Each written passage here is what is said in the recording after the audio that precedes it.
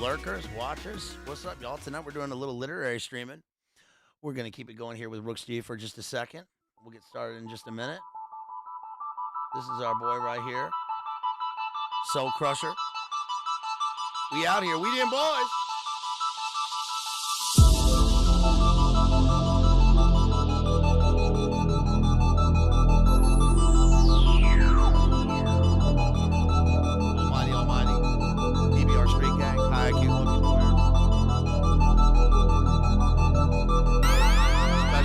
What's up? We're doing live. We're doing live. Let's go. Let's go.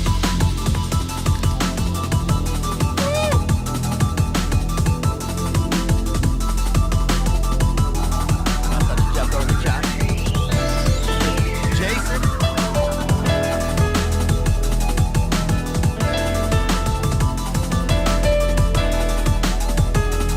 Recognize that still right there. What movie is that from? What movie is that from right there on the screen? What's movie is that still from right there?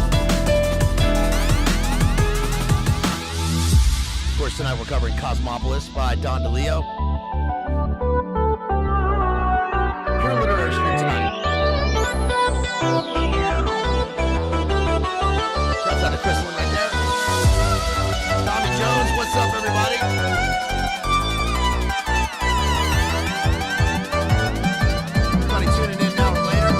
Circle G got it. Circle G, you win tonight.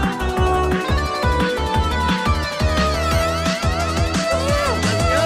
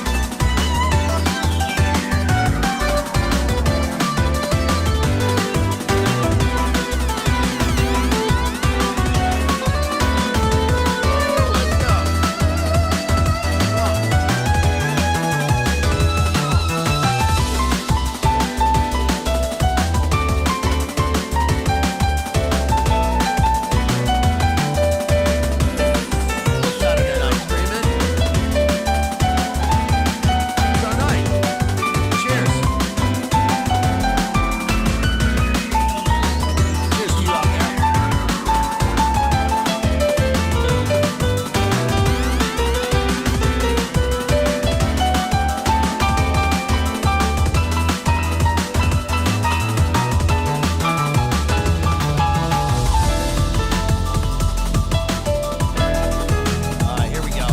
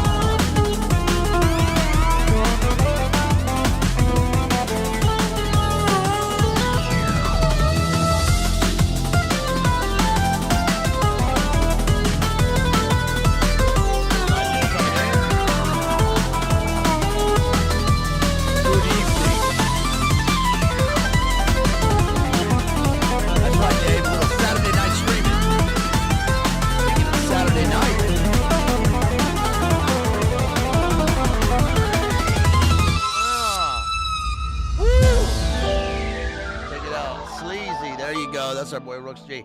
Hey, what's up, y'all? Good evening.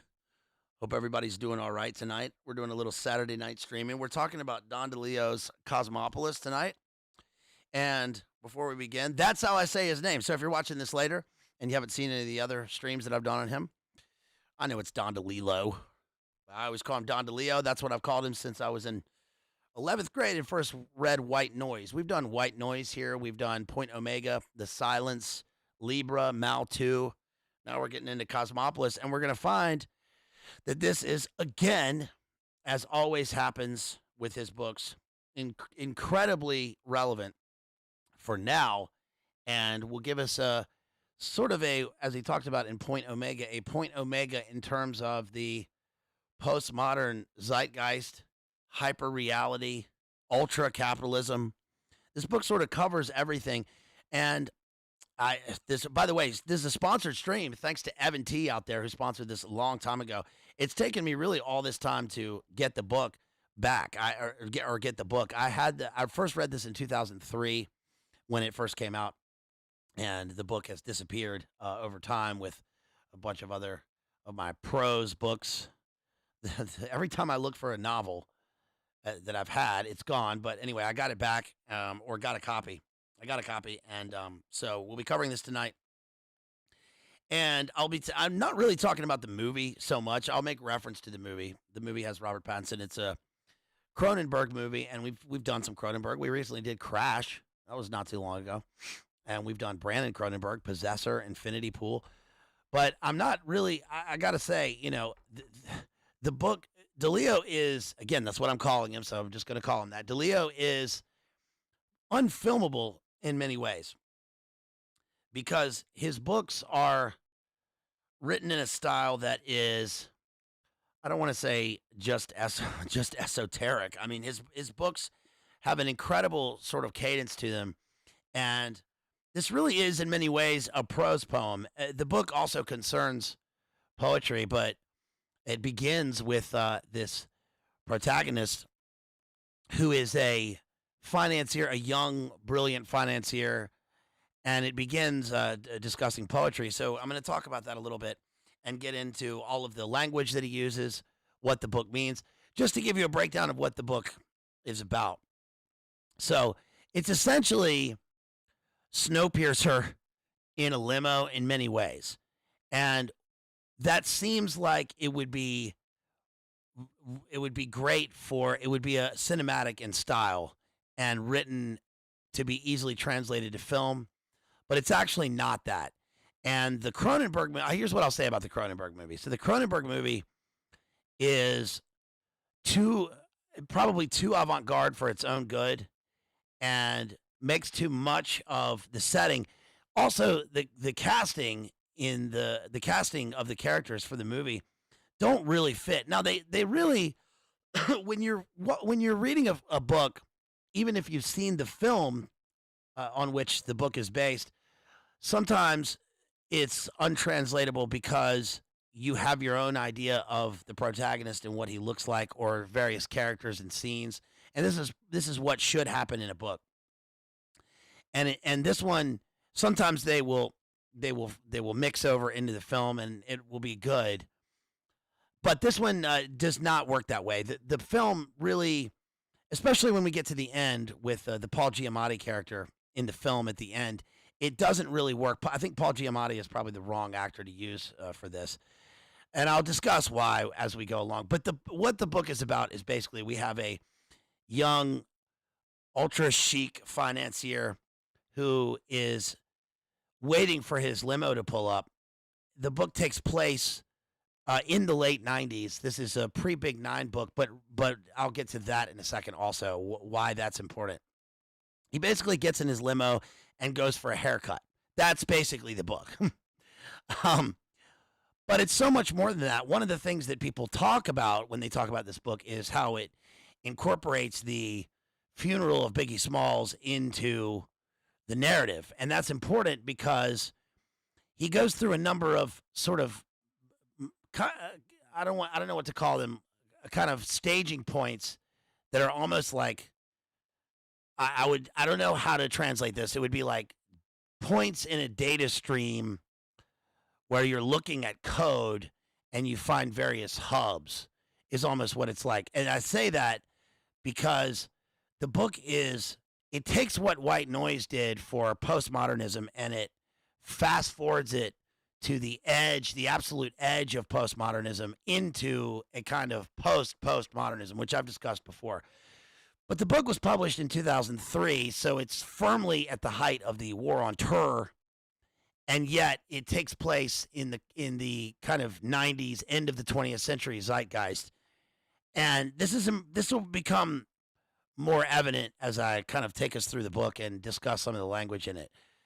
But I think that one thing about this is that as usual, book reviewers, especially contemporary book reviewers, don't really understand.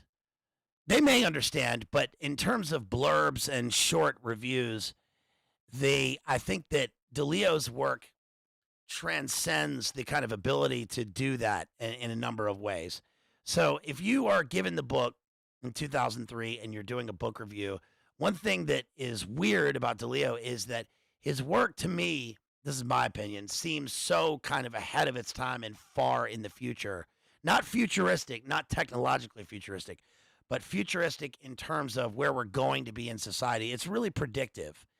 It's predictive and revelatory in a number of ways because the book contains a number of things that we're just now dealing with that always sort of reappear in the sort of eon cycles that we go through, especially in America, but as part of a kind of globo network.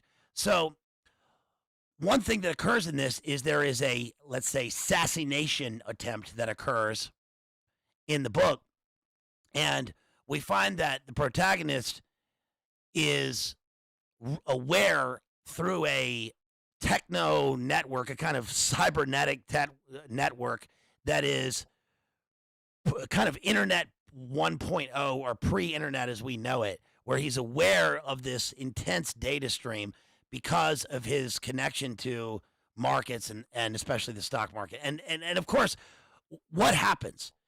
I read the book and then immediately, like as I'm reading the book, there's a part about the yen falling and he's essentially hedging his he's taking bets on currency manipulation, and the stock market plunges like plunged like 1,000 points the other day, which is not to say that that's incredibly synchro, but it sort of is in a way with this tied in with the assassination thing that just happened, and how this combined with riots and with the currency, with capitalism, and with a truly globalist archetype of a protagonist really makes for interesting reading in this. And so I guess we'll dive into it here. What I'll say is before this, before I sort of really begin looking at the text, is that there are elements of all of his books contained in this, and not every Don Delillo book is a duh, but not every book wins. I mean, The Silence kind of I think eludes a lot of people. Point Omega is a much more subdued book, but still fits into the postmodern or post-postmodern network that reveals something really significant and interesting for us as we move on further into the century. It definitely contains elements of white noise. It's like white noise fast forwarded. We have white noise. Libra certainly contains elements of Libra and of Mal too. Mal too, remember, is the book I covered that really concerns itself with with a kind of societal cult mentality as seen through the lens of the Mooney weddings. And then Libra is especially relevant because that is about the big JFK event. White noise, remember, was relevant because I covered that before the East Palestine train events and before the film came out. And then the film ended up being shot in the same place where the actual event takes place. Now, that's sort of a hallmark of postmodernism. A couple of other things about postmodernity. One is the act of, and the protagonist will discuss this with one of the characters, is the act of destruction and how in postmodern thought, destruction is a creative force. The act of you all hear the ice cream man out there. There's a giant. This is we're we're in total clown world when I hear the twisted metal calypso ice cream man outside right after the gigantic thunderstorm fired up by the heart machine. I mean, when you're tracking your lightning and thunder and you see the flash and immediately it thunders and then the whole house shakes, and then immediately right after that I hear the twisted metal ice cream man outside. So we're sort of firmly in IRL clown world, I suppose. Literally with clown world. You guys ever play Twisted Metal too? Hello, Calypso. So, yes, Libra is about the JFK event, and of course that's come up again with what's just happened in the past 2 weeks. If you're watching this later, that would be the Don Trump assassination attempt thing that just happened. But a couple of other things with postmodernity. One is the fact that goods become disposable. This is one of the sort of hallmarks, and I was thinking about this today because I was watching the show Pawn Stars, which is one of my favorite shows because it's just kind of a continuous just information load dealing with artifacts and objects. You guys have seen the show. But what's interesting about that is that one guy was trying to sell a razor, and so Rick was giving the history of razor blades. And this is actually interesting because it for me because it tied in with the book and with the idea of postmodernism, because if World War I that I've posited is the apex of modernity, the Industrial Revolution and Enlightenment lead to this climax in the Great War. And that's exemplified by the fact that the landscape resembles the fractured mind of modernity, right? So I did that stream on drone war. I continuously think about that drone warfare book that I read. And one of the things that it discussed is the fact that goods become disposable and that the landscape is altered continuously to shape or to reflect the way that we are thinking and what we manufacture. And that eventually one of the signs that ushered in total modernity, especially in the literary era, which is 1901, at the death of Queen Victoria, one of the signs that did that was the prevalence and the kind of ubiquitous factory. So when you have farmland and you have an agrarian-based society juxtaposed against an industrial society, things become it's almost like what I was just discussing with Jay the other night. If you guys saw our stream, we did a stream on Parallax View on future shock, which is that things happen too fast for the human mind to sort of comprehend. And there's a kind of anxiety or an anxiety of influence that comes out of this and certainly influences the literary mind. And this is like the synthesis between the literary structure, between literary content or literary output or artistic output in general and political output. And so it's not just that art influences life or life influences art. There's some sort of synthesis in between the two. Ezra Pound talked about this in poetry with the luminous word, the luminous details on the page. And this certainly comes to play with this book, Cosmopolis. But one of the things is that, when William Blake writes about the dark satanic mills, he's saying essentially that the factory takes the place of, for instance, the forest or the tree, because the factory you would think would be a solitary cubicle object, but instead it tends to put out roots, even if those roots are like invisible or psychic, that people become attached to the factory and that the landscape eventually changes to surround the factory. Well, this certainly will fast forward up into white noise, where the temple of postmodernism after the A-bomb, well into the 20th century, in the middle of the Cold War, ends up being the supermarket. The supermarket ends up being a kind of a temple to postmodernism, because you walk in, you can find anything you want, your questions are answered, and you have the luminous neon of all the products there. That's like pure postmodernism. But in Pawn Stars, they were talking about the history of the razor blades, and the disposable razor came into fruition during World War One because they would send off, for instance, American soldiers would go to the trenches, and you only have so much kit you can carry, and so Gillette started to manufacture the disposable razor blade. Well, this to me, just synchro happened to be one of the symbols of postmodernism, because we are making, we meaning society, industrialism, the capital society makes goods for destructive purposes. So in other words, you make a thing in order for it to be thrown away.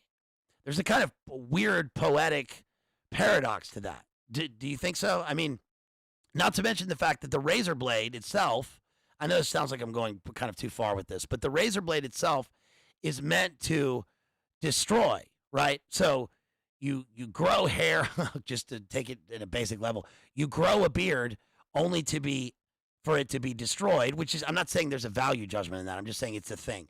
You grow a beard, you are raising it, right? To raise, kind of like raise means to destroy, to bring down, like in Carthage, right? The Romans destroy Carthage and then salt the earth. So you destroy the landscape of your face is destroyed, and then you salt the earth with throwing an aftershave on it or whatever. In a kind of loose poetic metaphor. But in other words, you're making a disposable product. And the whole point of postmodernism, or one of the whole points of that, is that we go beyond that, where meaning becomes whatever you want it to mean, and where the protagonist in this functions as a kind of, I mean, this really is a sort of endpoint of the Edenic scene of Genesis, where the characters eat the apple, right? I mean, Adam and Eve eat the apple, the characters, I'm talking about the book. Adam and Eve eat the apple, and then we eat from the tree of knowledge, and then Adam and Eve are told they can become their own gods, loosely speaking, right? Well, that's what the protagonist in this is, sort of the end point of that. If you look at history like as an arc, that's not as a Noah's Ark, A-R-K, I'm talking about an arc line.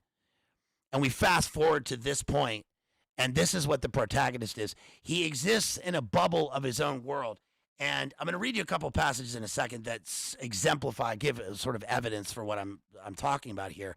But it's like he's beyond even the comprehension of society, people, the working class, the working man, even those around him who help him build his empire. And yet he's shuttling through this in a limo. And the limo itself is strange in the book, because the limo is brought up as, why the limo?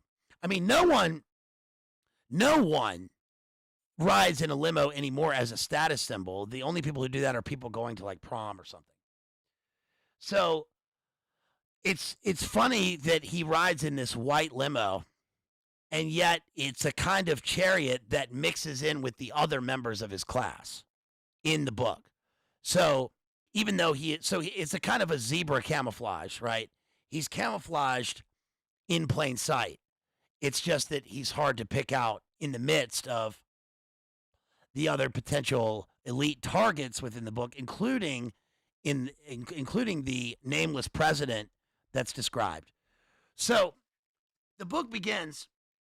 He says, sleep failed him more often now, not once or twice a week, but 4 times 5. What did he do when this happened? He didn't take long walks into the scrolling dawn. There was no friend he loved enough to harrow with a call. What was there to say? It was a matter of silences, not words. Interesting, because the silence is his later book. And also the scrolling dawn is, I thought, incredibly revelatory, because this book was written and published before the idea of the infinite scroll. Of course, we have the biblical scroll, we have the ancient text scroll, but we picture already somebody scrolling through data. Also, the word harrow is a kind of interesting pun here. It's something can be harrowing, and also you think of the elite boarding school Harrow, which we discussed when we were talking about Lord Byron, who went to Harrow, Eton and Harrow. He tried to read his way into sleep, but only grew more wakeful. He read science and poetry. He liked spare poems cited minutely in white space, ranks of alphabetic strokes burnt into paper. Poems that reminds me of remember we did the Bob Dylan stream. Bob Dylan it talks about lines from the Italian poet written on every page like it was written in gold, burnt onto the paper. Henry Miller also did that with Anais Nin. She did that thing where she would char paper to form kind of modern art on pieces of paper by holding a smoking candle up to it, a kind of forming sort of shadow figures. Poems made him conscious of his breathing. A poem bared the moment to things he was not normally prepared to notice. This was the nuance of every poem, at least for him at night, these long weeks, one breath after another, in the rotating room at the top of the triplex. One thing that you notice about Don Delillo right away is the number of words that he uses, which are X-based. And of course, again, that's incredibly relevant now. Even the scroll that people use for their mass communication is X.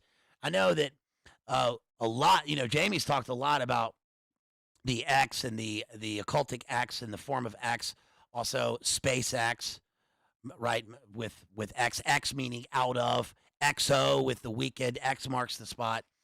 But one thing that I always think about with this is that the X in Delillo signifies some sort of other language. It's almost like an early IBM AI language. The number of words that have X in them, especially in white noise, is amazing. So we get triplex here, but we're going to get continuous forms of verbiage with X, and they can be anything from the banal and the ordinary to something dangerous and semtex based. He tried to sleep standing up one night in his meditation cell in his Amazon room, right? But wasn't nearly monk enough to manage this interesting right away. Do you get why this is a novel, but it sort of functions as a prose poem? One thing Delillo does, I know I keep saying one thing, like there are a number of, there's so many things piled on top of one another. But the reason why I think he's a superior writer is because the words are chosen so carefully. I mean, Samuel Taylor Coleridge said that the definition of poetry was the best words in the best order. And the words in this, although written in prose paragraphs, function as a kind of poetic style that is wholly reminiscent of what Ezra Pound discussed in his Rules for Modernity and his ideas for poetry, which is that poetry should be musical instead of metronomic. He bypassed sleep and rounded into counterpoise, a moonless calm in which every force is balanced by another. This was the briefest of easings, a small pause in the stir of restless identities. There was no answer to the question. He tried sedatives and hypnotics, but they made him dependent, sending him inward in tight spirals. Every act he performed was self-haunted and synthetic. The palest thought carried an anxious shadow. Anxious, another X word. What did he do? He did not consult an analyst in a tall leather chair. Freud is finished. Einstein's next. He was reading the special theory tonight in English and German, but put the book aside finally and lay completely still, trying to summon the will to speak the single word that would turn off the lights. Nothing existed around him. There was only the noise in his head, the mind in time. Do you understand how insane his writing is? Not insane crazy, insanely. It's brilliant beyond brilliant. It's luminous to me. The words almost shine on the page. I love his writing.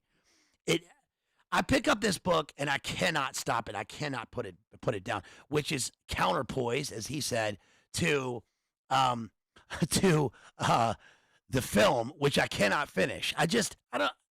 Is it just me? Has anybody else seen the Cosmopolis film by Cronenberg? I think it's probably his worst film, and I'm not saying that lightly. I think I'm pretty generous as far as film analysis goes.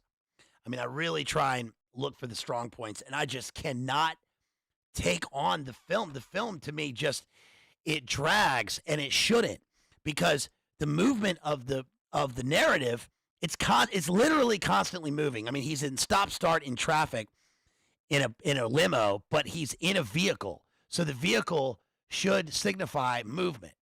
Also, what he does, he's constantly thinking, he's constantly in motion, and yet he does sort of he like exudes this kind of zen quality in the film. I'll give it that.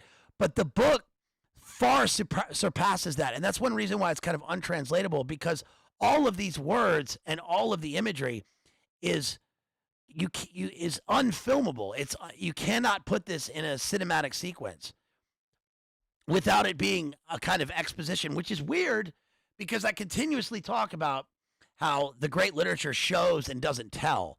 And yet one of the weird ironies of great literature is that it's telling us in words, but it's showing us in images.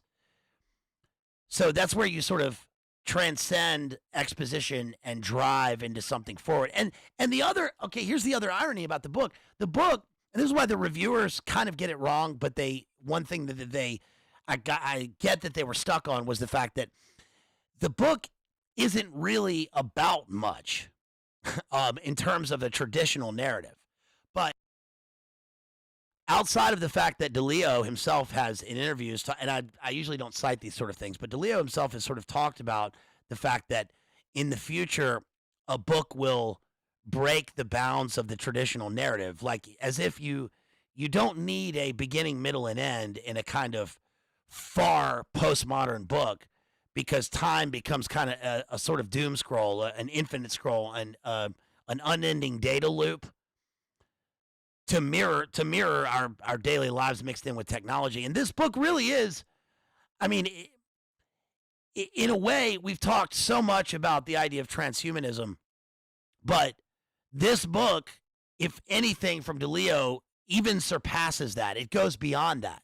Because one of the things that the protagonist is going to talk about, or that the speaker here is going to talk about, is the fact that the main character does not, it's not that he doesn't want to die, it's that he ruminates on the nature of death and life. And right here, this is what he says, right?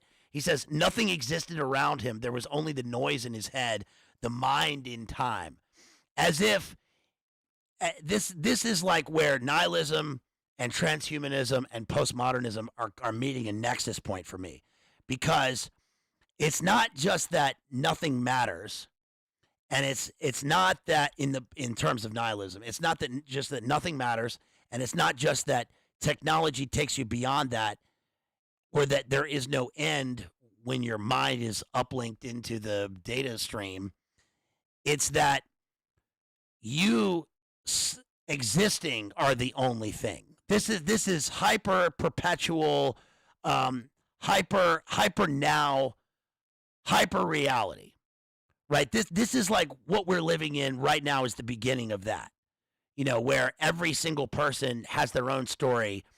Sam and Charles Carroll were just talking about, and Nick were just talking about where advertising. I just saw a clip today about where they were talking about advertising hit this strange inflection point where instead of it being about you becoming part of a community or something, where was this Nick Mullen? Maybe it was Nick Mullen.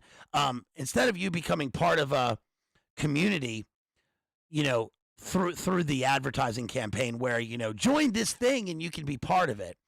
It's that now it is simplified and aimed at you, where you are living your best life. You are the one who has the thing that other people doesn't have, and that's the particular tailored product, right? So the product is supposed to give you meaning. You find meaning in the product. So when he says time out of the mind in time, this is the counterpoint. He just said counterpoise to the moon. This is a counterpoint to the Shakespearean time out of mind, this sort of Hamlet, the poet unlimited, that Harold Bloom talks about when he discusses Hamlet. He says Hamlet is the unlimited poet. If all Shakespearean characters are either existing as poets themselves themselves on a page which transcends the writer writing the character. They become their own characters outside of that, time out of mind. That Hamlet is the unlimited poet, the poet unlimited. And that in a way is a kind of counterpoint to this, that the speaker here is discussing that tech and the sort of hyper reality of the postmodern mind has made this particular protagonist the symbol of an ultra transhumanist mind, where now he is the mind in time. He exists in the data stream, and essentially he's become Skynet, but beyond. He stood at the window and watched the great day dawn. The view was across bridges, narrows, and sounds, and out past the boroughs and toothpaste suburbs into measures of landmass and sky that could only be called deep distance. He didn't know what he wanted. It was still nighttime down on the river, half night, and ashy vapors wavered above the smokestacks on the far bank. He imagined the whores were all fled from the lamplit corners by now. Other kinds of archaic business just beginning to stir. Produce trucks rolling out of the markets, news trucks out of the loading docks. The bread vans would be crossing the city, and a few stray cars out of Bedlam weaving down the avenues, speakers pumping heavy sound, which is going to foreshadow what happens later with the funeral. The noblest thing, a bridge across a river with the sun beginning to roar behind it, which is a sentence fragment. That's one of the things that, again, marks postmodern writing. We get this all throughout Cormac McCarthy, and, of course, we get it all throughout Don Delillo, which is the sentence fragment existing under the guise of being a sentence or a full thought, but instead it exemplifies, again, this sort of fractured mind existing as under the guise of being whole. He stood a while longer watching a single gull lift and ripple in a furl of air, admiring the bird, thinking into it, trying to know the bird, feeling the sturdy, earnest beat of the scavenger's ravenous heart. So that's what he is. He's a kind of scavenger. But one thing that's interesting about all of these works, whether it be films about these people like The Social Network or the show Billions or anything that deals with these kind of wild megalomaniacal characters who are on the edge of money making and capitalism, and that exist in an elite class along with politicians and bankers and merchants, and there's money men and people in the MIC and all these people.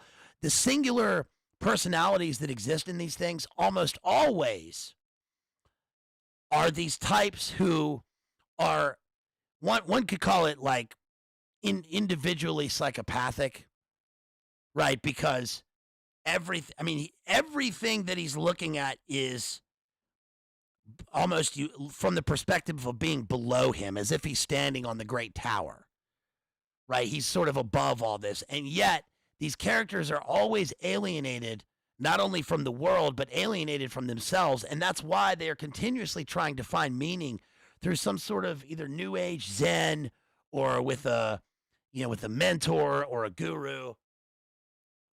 It's almost like they think that they can transcend spiritual realities and religion and go into some sort of body religion, where that's where transhumanism is headed, essentially, right? Where beyond the spiritual element, it's almost like they see the spiritual element as a kind of code, like a data code, like a computer code. And that as long as they can master it in some sort of Gnostic sense, then they can break beyond the bounds of reality or the prison planet of their human shell. Remember that scene? I mean, we talked about Westworld, but remember in Westworld, I guess Westworld season 2, right, where they literally, the hosts jump into the great beyond between Yakin and Boaz, into the great beyond, which is into essentially into the server where they'll live forever. That is really what this character is. That's kind of what he would be doing. Let me take you to what he says about architecture here, because again, in another element of this that we get in Delillo and in other postmodern writers that we've covered, Bret Easton Ellis, is this emphasis on this emphasis on architecture and a kind of mimicking a kind of body architecture.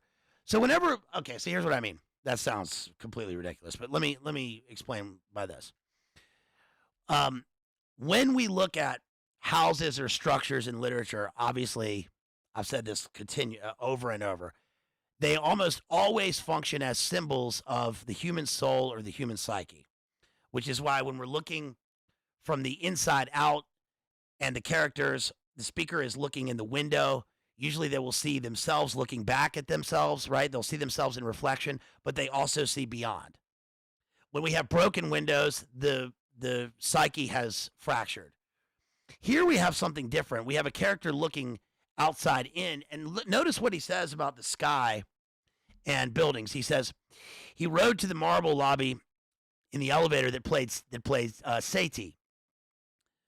His prostate was asymmetrical. He went outside and crossed the avenue, then turned and faced the building where he lived. He felt contiguous with it. It was 89 stories, a prime number, in an undistinguished sheath of hazy bronze glass. They shared an edge or boundary, skyscraper and man. It was 900 feet high, the tallest residential tower in the world, a commonplace oblong whose only statement was its size. It had the kind of banality that reveals itself over time as being truly brutal. He liked it for this reason. He liked to stand and look at it when he felt this way. He felt wary, drowsy, insubstantial. So the tower is obviously a kind of Tower of Babel, and we think about the Central Park Tower, the tallest residential buildings in the world. Now we've got the Burj Khalifa, and how buildings, he goes on to talk about the skyscraper and how it's not really an accurate word, but we see the edges of the skyscraper meeting with space, the infinity of space above him, but it's sheathed in this bronze glass. You think of, have you guys ever flown into Vegas? The time when I saw this in my own life the most were probably when a building's described this way, as he describes them in the book, are when I flew into Vegas and you see the Trump building is shining this almost synthetic looking gold sheen that becomes a kind of bronze as it reflects the sand of the desert. It's very weird how it looked. Maybe it was just the light when I was flying in, but that's the exact way that I thought about it when I flew into Vegas the one time that I went there.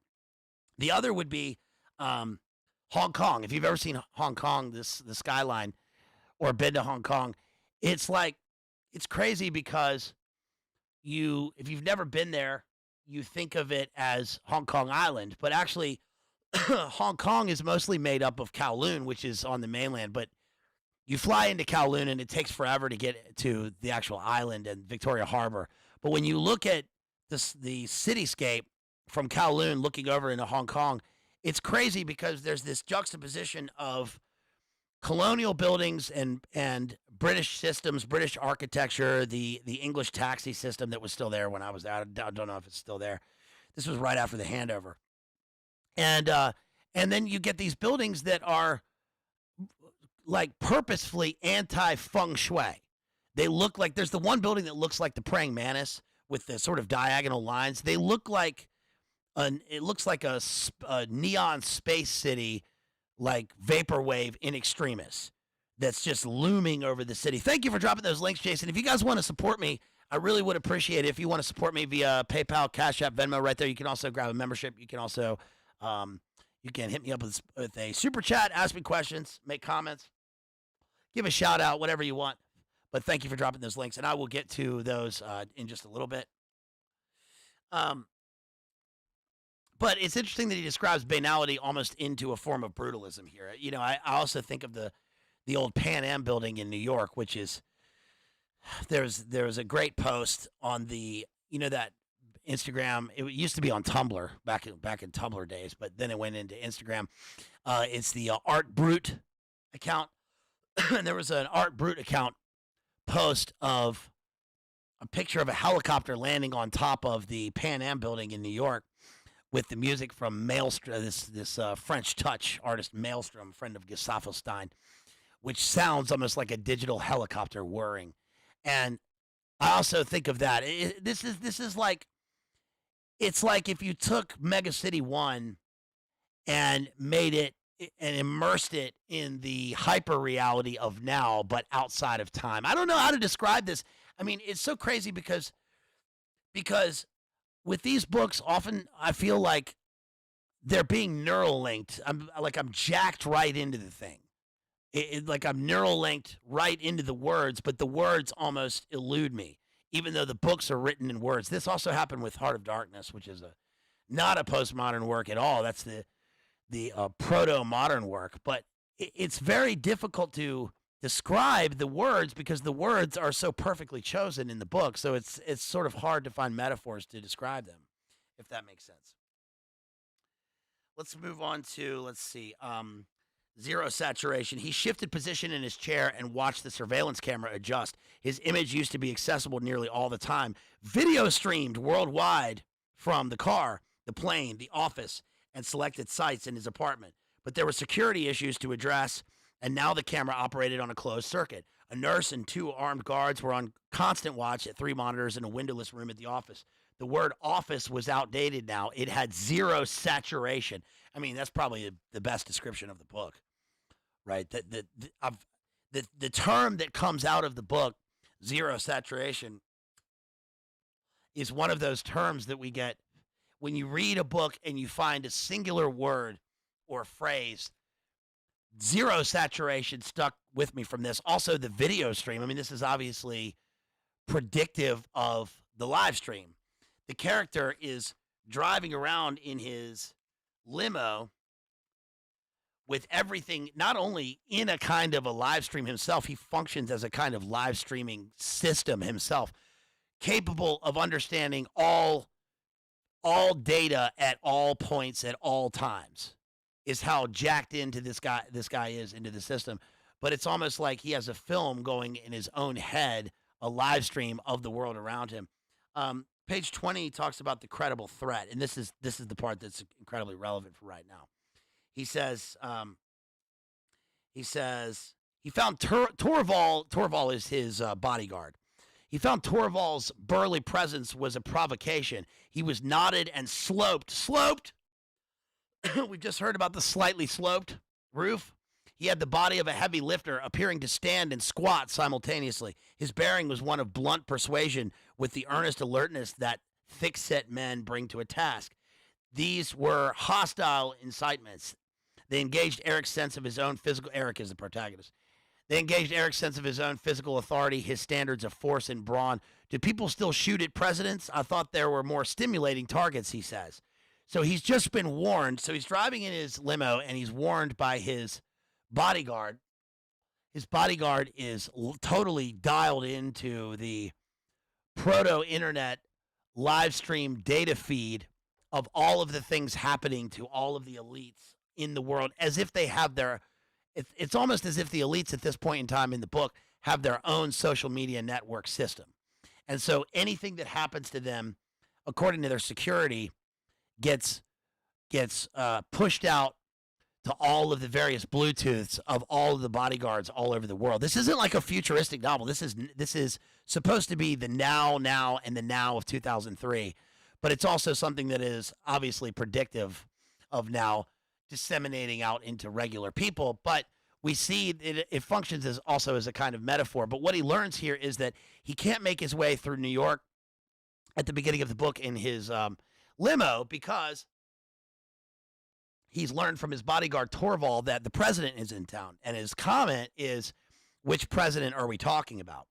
Because the protagonist here in this book, Cosmopolis, is the he's the ultimate hyper reality, uber capitalist, globalist, monolithic, elite status, pan-national. He has no allegiances to nationalities, and even the idea of presidents are kind of below him. Presidents are just another person in his class. And so when he hears about the president in town, it doesn't really make any difference to him, as if he doesn't have any emotions or thoughts about that. It's just another point in his system. And so what he learns from Torval is that they can't make their way through the city because the city's been shut down. It's been locked down because of the presidential presence. But what he's going to learn is that how relevant is this? There have been shots fired, and so they've shut down the city until he learns that in the book the head of the IMF is assassinated on live stream on camera in Nike, North Korea. He is stabbed in the face with one Luminate confirmed eye exposed. And so there's a series of assassinations throughout the book, including what goes into a sort of a meta clown world here, which is the pie assassin. Now, the pie assassin, you remember, is the guy who, we've all seen the video of Gil Bates walking to the conference or whatever, and the guy steps out from behind the column and pies him, right? Congratulations, you've been pied. Fatality. Pietality. He gets pied.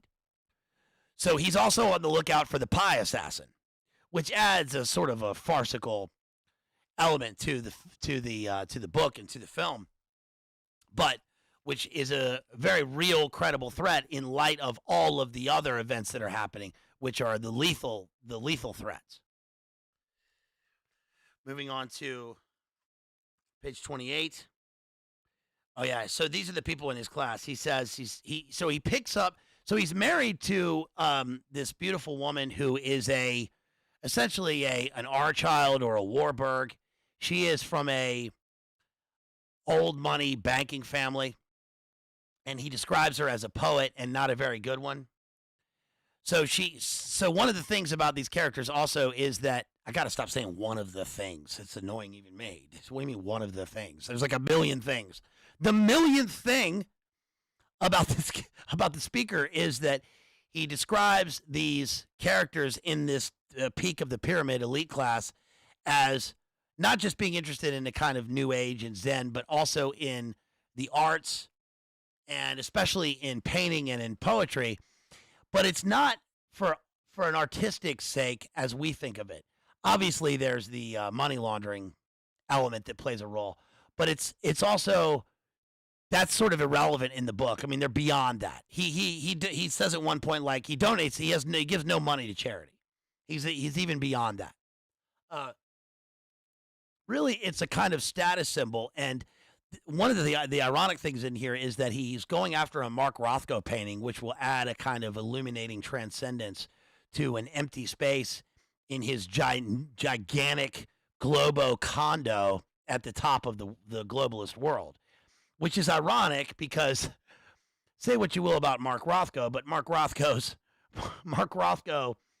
to me is in a way this kind of symbol of the banality of modern art. Now, look, I've seen Rothkos, and there are Rothkos here in the museum here, and I understand Rothko, and I also appreciate painting and art, of course, but this is beyond like the money games and the bidding wars for Basquiat's in the 80s. This is beyond the kind of bidding wars for Van Gogh or Matisse, the kind of symbols of a kind of impressionistic classical beauty for these people that forms a counterpoint against the minimalism of their lives when it comes down to computer screens and empty condos.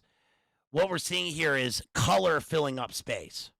That's what it is to them. And it's almost as if he stares at the sky at the beginning of the book, stares at the buildings, stares at the people, and feels absolutely. He doesn't even feel that he feels nothing. It's just all points in a code. And so he is looking for Mark Rothko paintings as a symbol of what his wife has told him will fill up space. And he wants to fill up space. He wants to exist in space. That's why at the beginning of the book he is somnambulistic and he can't sleep. He never sleeps. Sleep is almost below him. He's always awake, being jacked into the finance system.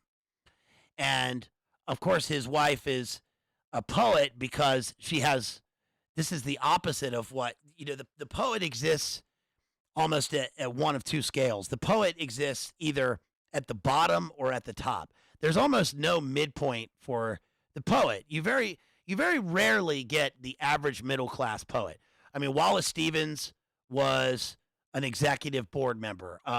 T.S. Eliot was the head of Lloyd's Bank, right? John Donne was dean of St. Paul's Cathedral.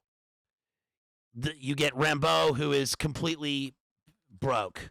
Blake is making not woodcuts. He's doing prints. Right?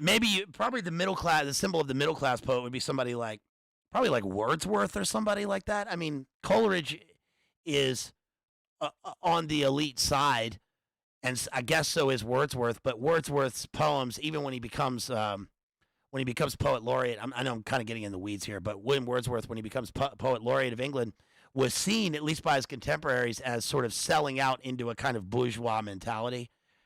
So you either get the highest or the lowest. There's very rarely like straight up in the middle. Either someone's at the height of life or at the lowest point of life, and somehow those wrap around the back and meet again. And so his wife is at the top of the finance world, and so she has nothing left to do but to find meaning through poetry, which hers is not great, is what he says. On page 31, he mentions that talent is more erotic when it's wasted. He goes and meets with his he has a series of mistresses in his limo, and his limo is interesting because his limo is much bigger than it can possibly exist on a film screen. The limo is a normal size, but the way we think about his limo is almost like Snowpiercer. It's like this whole interior world, and he goes on this long narrative about how he had it lined with cork because he wanted to shut out the sounds of the city, and yet you can never do that because New York, for instance, the globalist city, the Cosmopolis is made of sound. One of the things that it functions on is sound. And so he even says that the sound existed before there was a city, and now the city has sort of been born into the sound, and he has to exist on the sound. He's there sort of riding the waves of sound. He has to be in touch with the city. That gives him his energy, his edge, where he got to be. But the limo itself is far beyond the comprehension of what we can physically put into an actual limo. It's sort of avant-garde when it comes to that. But anyway, he has this girlfriend come, and he gets one of the things that he mentioned, by the way, was the prostate and the asymmetry of the prostate. I'm going to get to that in a second and what that means. Here he talks about, on page 33, I wrote, hatred amongst the bloodlines, threat condition, blue man down, threat condition blue. So he says, Torvald was standing outside, this is page 32, Torvald was standing outside the door. Their eyes did not meet. They went to the elevator and rode to the lobby in silence. He let Torvald exit first and check the area. He had to concede that the man did this well in a soft choreography of tacking moves, disciplined and clean. This is his bodyguard again. Then they walked through the courtyard and out to the street. They stood by the car. Torvald indicated the haircut that waited in either direction, only yards away. Remember, the whole point of the book is he's gone to get a haircut. Then his eyes went cool and still. He was hearing a voice in his earbud. There was a pitch to the moment, a sense of intent, expectation. Even earbud, even the word earbud. Did earbud even exist before this? Did he coin earbud? That might have been a neologism from Don Delillo. I don't remember anyone ever calling them earbuds. There were not singular earbuds in 2003. I mean, you had headphones, and you had different forms of headphones, but you didn't have earbuds. He says, threat condition blue, he said finally. Man down. The driver held open the door. Eric did not look at the driver. There were times when he thought he might look at the driver, but he had not done this yet. The man down was Arthur Rapp, managing director of the International Monetary Fund. Arthur Rapp had just been assassinated in Nike, North Korea. Happened only a minute ago, sentence fragment. Eric watched it happen again in obsessive replays as the car crawled toward a choke point on Lexington Avenue. He hated Arthur Rapp. He'd hated him before he met him. It was a hatred with the purest bloodlines, orderly, based on differences of theory and interpretation. Then he met the man and hated him personally and chaotically with sizable violence of heart. He was killed live on the Money Channel. It was past midnight in Pyongyang, and he was finally making comments to an interviewer for the benefit of North American audiences after a historic day and night of ceremonies, receptions, dinners, speeches, and toasts. Eric watched him sign a document on one screen and prepare to die on another. A man in short-sleeved shirt came into camera range and began to stab Arthur Rapp in the face and neck. Arthur Rapp clutched the man and seemed to draw him nearer as if to share a confidence. They tumbled together to the floor, tangled in the mic cord of the interviewer. She was dragged down with him, a willowy woman whose slit skirt ran up her thigh and became the pivotal point of observation. There was a close-up on one of the screens, and it was Arthur Rapp's pulpy face blowing outward in spasms of shock and pain. It resembled a mass of pressed vegetable matter. Eric wanted them to show it again. Show it again! They did this, of course, and he knew they would do it repeatedly into the night, our night, until the sensation drained out of it or everyone in the world had seen it, whichever came first. But he could see it again if he wished, anytime, through scan retrieval, a technology that seemed already oppressively sluggish, or he could recover a slow-motion shot of the willowy woman and her hand mic being sucked into the terror, and he could sit here for hours, and there in the blood whirl of knife and random limbs and slashed carotids amid the staccato cries of the flailing assassin, cell phone clipped to his belt, and the gaseous, bloated moans of the dying Arthur Rapp. I mean, this is an incredibly visceral passage that is a pure example of showing and not telling. Pure example. You cannot possibly imagine this situation cinematically because all you see is the actual event happening. So what he's giving us here is not just a factual rundown, but it's the truth of the matter. And the truth is the effect which it has on Eric, but also on the protagonist, but also the truth of the effect that it has on the wider global audience, and even the effect that it has on the repeat and the continuous scroll, which he, by the way, has. No one had this at the time. I mean, in 2003 to do this, was TiVo even out in 2003? You'd still have to VHS this. And you'd have to play it on repeat with a slow, sluggish repeat of hearing the rewind on the tape. This is instantly computerized. This is instant live stream with a click of with a mouse click. So it's incredibly predictive of now, but it also shows you the kind of entertainment violence of real visceral events that are top down. So the other thing that's funny about this, or not funny, the other thing that's I think really amazing about this is that it reminded me that when he talks about the interrelations of the bloodlines and how there is a what's the term that I used here? The hatred amongst the bloodlines. Yeah, threat condition blue, man down. Blue team, go, blue team. Hey, what movie is that from? If you could tell me, listen, I'll know that you know movies. If you can tell me what movie this line is from. Blue team, moving out. What movie is that from? I mean, that's really like deep cut. If you can tell me what movie that line is from. Blue team, moving out. I'll give you a hint. We did a whole stream on this actor, the actor that says that, fairly recently. It's pretty deep lore. Blue team, moving out. The other hint is that is not the way that his voice normally sounds. He's hidden behind a helmet and mask in that scene. Ho! Mojo, you got it! Ho! Yo, Mojo Matsy, nice! Dude, everybody, give a clap to Mojo Matsy. I can't believe you got. I'm very impressed. You got it. Yes, Ocean's 11. You got it. It's Brad Pitt in Ocean's 11. Blue team, blue leader, moving out. That is nice. That is That is alpha level movie knowledge. Yeah, what Small Soldiers? That's a good guess because it does kind of sound Small Soldiers ish. Point Break is a good guess. But yes, Platoon is a pretty good guess. Sounds like it would be in Platoon, but yes, it is Ocean's 11. Wow, that's a nice guess. You got that one, Mojo. Nice. Yes. Very, very fancy. Nice. Yeah, I applaud you. Definitely. Okay, listen to this passage. I don't know where I was going with that, so I'm going to move on to the next passage. Blue team, moving out.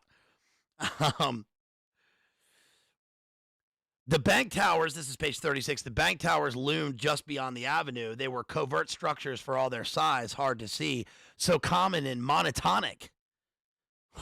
What an awesome word.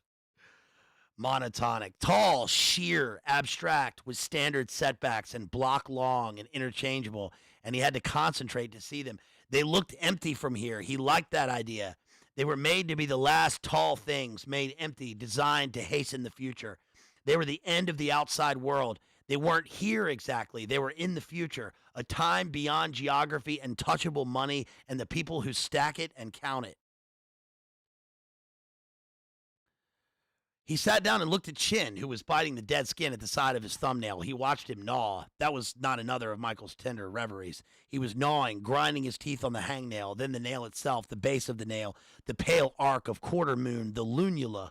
And there was something awful and atavistic in the scene. Chin, unborn, curled in a membranous sack, a scary little geek-headed humanoid sucking his scalloped hand.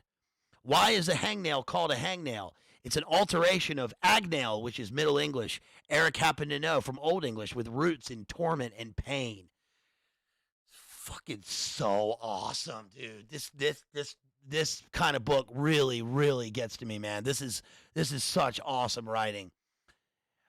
The fact that the speaker here shows that Eric is aware not only of the human scene with his 20-year-old assistant, who is, like he says, a kind of avatar for the brilliant proto-coder of the future. We always see these characters, like in Billions, for example, the young Spurg, brilliant codemaster who bucks the rules and is totally even unaware of anything dealing with formal, normal human behavior. They just are the extreme, not even troubled genius. They are the extreme genius of the moment for the usefulness of whatever the master wants, who is the protagonist here. But he's aware of this. It's the same in the show Devs. Remember, I covered Devs. That's on the members channel. The show Devs, which is the 10-episode show about quantum and transhumanist quantum and rebirth in the data system. But also the fact that he is aware of sort of all times. He holds the history of the world on his scales. It's like the access to future tech wordplay instantaneously with Old English etymology. By the way, speaking of which, I am teaching. I'm teaching Anglo-Saxon literature for the 18th year. I just started back up again for the 18th time, covering the Seafarer, the Wanderer, and Beowulf for the millionth time. And one thing that I had forgotten about in the poem, I think this is in the Seafarer, Anglo-Saxon poems, is the fact that, what is it? And I got to think of the phrase that he uses. Okay, now I'm losing my access to that scene. I'll come back to it. What's the word? What's the word that he uses? Oh, God, what's the word that he uses in the Seafarer that indicates outside, being an outsider? He's not miserable. It's not miserable. He is. Oh my gosh, I got to think of this word. Instead of using the word miserable, which has a kind of Latinate etymology, which miserable implies sadness and melancholy.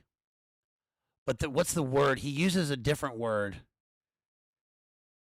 in the translation. Burton Raffle uses a different word in the translation instead of misery. Instead of miserable, he uses a word that implies being an outsider. So it's not only God, now I can't think of the word. It's not only being miserable or melancholy in the moment, but it's being miserable because one is forlorn from being outside of society by choice. Okay, I'll think of the word. I'll come back to it in a minute. Too many words. Let's go to page 56 here. Cultural panic and internet. My obsessions are mind things, not geared to action. Now I'm in a position where I can talk to his corpse. I can speak without interruptions or corrections. He can't tell me this or that is the case, or I'm shaming myself for fooling myself, not thinking straight. This is the crime he placed in the Hall of Fame of horrors. When I try to suppress my anger, I suffer spells of Hwabyung, Korea. This is cultural panic mainly, which I caught on the internet. The pun in that sentence is not the fact that he caught the word on the internet, but that he caught the sickness from the internet, which is completely postmodern here. Page 66, he's talking about poetry, and he says, he stood in the poetry alcove at the Gotham Book Mart, leafing through chapbooks. He browsed lean books always, half a finger breadth or less, choosing poems to read based on length and width. He looked for poems of 4, 5, 6 lines. He scrutinized such poems, thinking into every information, and his feelings seemed to float in the white space around the lines. There were marks on the page, and there was the page. The white was vital to the soul of the poem. Klaxons sounded to the west, the electric knell of ambulance emergency vehicles that were sometimes still called ambulances fixed in stagnant traffic. A woman moved past behind him, and he turned too late to look. Not sure how he knew it was a woman. He didn't see her enter the back room, but he knew she had. He also knew he had to follow. This is his lover. By the way, the lover is the same girl that plays the wife in the movie Enemy, the Denis Villeneuve movie Enemy, which I covered. I covered that in the, I think I covered that in the Faust Traum novel analysis. He says on page 69, let's see, where is this? Men talked business in tattoo raps, informally metered chant accompanied by the clang of flatware. Everything is a kind of a poetic prose in this book. And one of the things about him looking at poems with 5 or 6 lines, obviously the haiku appeals. God, I got to think of that word. It's I'm not going to think of it. It's the haiku appeals to a guy like this because of his sort of, the sense, like at the beginning of the book, that he's going to be, hey, Sabrina, Bazed missed my super chat last time, not sure how to request a review. Hey, Sabrina, yes, I got to that too late, and I saw it after it was over, but I will get to it this time, and I really appreciate that. If you want to remind me, just put it in the chat again so that I can see it right now, and I'll read it, okay? But I really appreciated that, and I'm not sure how I can get back to it right now. But I did see that, and I really appreciated it, Sabrina. Just put it in the chat right now again, and I'll see it. Just kind of tell me again what you wrote. But looking at poems with the emptiness of white space on the page, I've talked about this in terms of poetry analysis, where the lines of poems are expensive real estate, which mixes in with this character's all-encompassing capitalism, right? Where the lines in a poem are already real estate in the sense that poetry is boustrophedon. It's it mimics the back and forth of plowing lines into a field in Greek, but it's also expensive real estate in terms of the whiteness on the page, just like the beginning of the book talking about the buildings against the sky. So he sees this kind of, it also obviously brings to mind white noise here, but he's looking for the purity of words. That's why he reads poems, because he wants to this speaker is discussing how this protagonist needs to understand the purity of language, the purity of form. This is why and Ezra Pound discusses how the prose writer is symbolized by a guy, shooting a bow and arrow, but the poet is a kind of Cerberus. I mean, not a Cerberus. He's a centaur. He's a centaur moving at speed, half horse, half man, shooting a bow and arrow, so that the words have precision as they move along the line. There's a constant motion in terms of poetry. And this guy wants a purity of line in the Hemingway sense, a purity of purpose. He wants his words to mean exactly what they say, with all of the resonances that come from a single word. Which is why he describes men talked in tattoo raps and formally metered chant, like as if they're monks, as if they are monks in sitting there in a restaurant.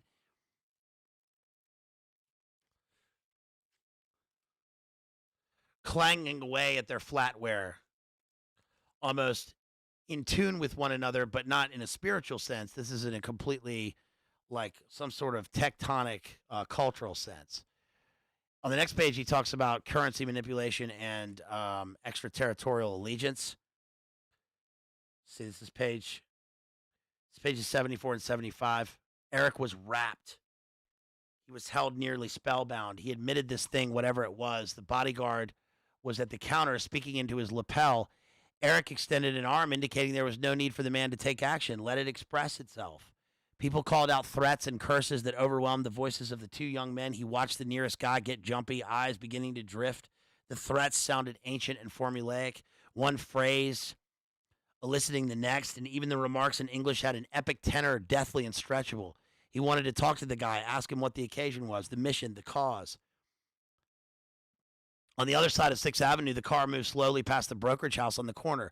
There were cubicles exposed at street level, men and women watching screens, and he felt the safety of their circumstance, the fastness, the involution of it, their curling embryonic ingrowth, secret and creaturely.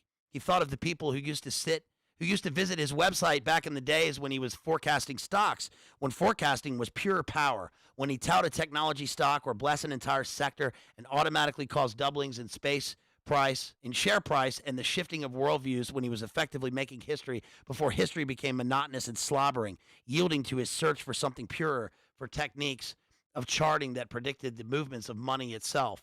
He traded in currencies from every sort of territorial entity, modern democratic nations and dusty sultanates, paranoid people's republics, hellhole rebel states run by stoned boys. He found beauty and precision here, hidden rhythms in the fluctuations of a given currency. This is the live stream predicted. He lived in a state of occult repose, waiting to be reanimated, it says. His gaze was empty, without direction or content.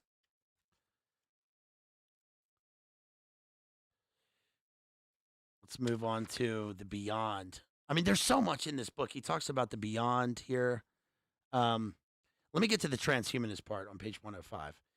He says, let's see. I understand none of this, she said. Microchips, so small and powerful. Humans and computers merge. This is well beyond my range, and never-ending life begins. She took a moment to look at him. Shouldn't the glory of a great man's death argue against his dream of immortality? Men think about immortality. Never mind what women think. We're too small and real to matter here, she said. Great men historically expected to live forever, even as they supervised construction of their monumental tombs on the far bank of the river, the West Bank, where the sun goes down. That's essentially Beowulf. There you sit, of large visions and prideful acts. Why die when you can live on a disc, not a tomb, an idea beyond the body, a mind that's everything you ever were and will be, but never weary or confused or impaired? It's a mystery to me how such a thing might happen. Will it happen someday, sooner than we think? Because everything happens sooner than we think. Later today, perhaps. Maybe today's the day when everything happens, for better or worse. Kaboom, like that. Yeah, people will not die.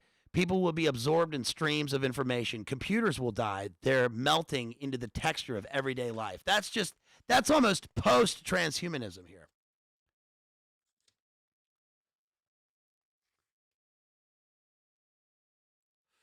Let's see. Here's the part about the sniper. Where's this part? This is page 128 and 129. He went stride for stride with Torvald to the car. So what happens is the protagonist here is driving along in his limo, and he finally gets sucked into both the presidential motorcade, the assassination attempt. Then there's a riot in the streets with think of the people rioting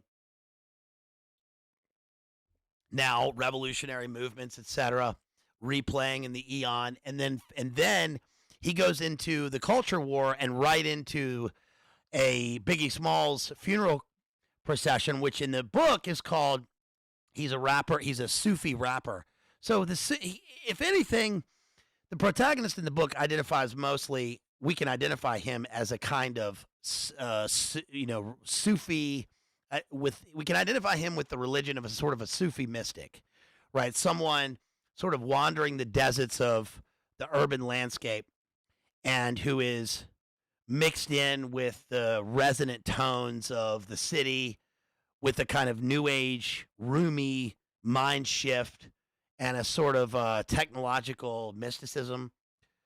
And he loves this Sufi rapper who in reality is based on Biggie Smalls. Not that Biggie Smalls is some sort of Sufi, but that the funeral procession that he runs into is clearly Biggie Smalls' procession in Brooklyn at the end of the 90s, where his car starts getting jacked, and then finally there's a sniper attempt on him.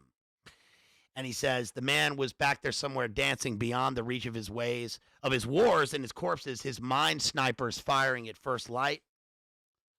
Then we have crisis actors appearing. All of the various parts of the G Reset world, especially, sort of come into play in this. We have Andre Petrescu, the guy based on it. This guy is Andre Petrescu, and this is based on the Gil Bates Pi assassin. Crisis actors appear on page 175. We have the gunshot as the postmodern pinpoint on page 181. Eric Michael Packer is the name of the protagonist here. So it was personal then. He remembered the gun in his belt. He took it in hand and prepared to sprint toward a couple of dumpsters on the sidewalk behind him. There was a shelter there, a blind from which to return fire. Instead, he stood where he was in the middle of the street facing the padlocked building. Another shot sounded barely, nearly lost in the ripping wind. It seemed to come from the third floor. He looked at his gun. It was a snub-nosed revolver, small and blunt with a wide trigger. He checked the cylinder, which held only 5 rounds. But he knew he would not be counting rounds. He prepared to fire, eyes closed, visualizing his finger on the trigger in tight detail and also seeing the man in the street himself, long-lensed, facing the dead tenement. There was something moving toward him off his left shoulder. He opened his eyes. It was a man on a bike messenger, bare-chested, and he went swanning past, arms spread wide, and made a sweeping turn onto the West Side Highway, heading north along the terminals and piers. And what happens here is Eric ends up shooting back at the facade of the building, just like he was standing in front of at the beginning. At the beginning of the book, almost as if he's shooting at his own tower, foreshadowing his own demise at the end of the book. On page 200, he says, Eric breaks into this building and is talking to his very assassin, who in the film is Paul Giamatti. It doesn't really make sense to me that they have Paul Giamatti in the film. I didn't picture him that way in the book at all. But he says on page 200, he says, you tried to predict the movements in the yen by drawing on patterns with nature, because he's shorting the yen. Yes, of course, the mathematical properties of tree rings, sunflower seeds, the limbs of galactic spirals. I learned this with the bot. I love the bot. I love the cross harmonies between nature and data. You taught me this. Bot is in the currency, Thai currency. The way signals from a pulsar in deepest space follow classical number sequences, which in turn can describe the fluctuations of a given stock or currency. You showed me this, how market cycles can be interchangeable with the time cycles of grasshopper breeding, wheat harvesting. You made this form of analysis horribly and sadistically precise, but you forgot something along the way. This is the importance of the asymmetry in the book. The importance of the lopsided, the thing that's skewed a little. You were looking for balance, beautiful balance, equal parts, equal sides. I know this. I know you. But you should have been tracking the yen and its ticks and quirks. The little quirk, the misshape, the misweave. So the point of the asymmetry in the book, and the reason I brought up Blake before was because of, and he even mentions a couple of oligarchs sitting around talking they're in the brother, he calls it the brotherhood of the tiger in this passage.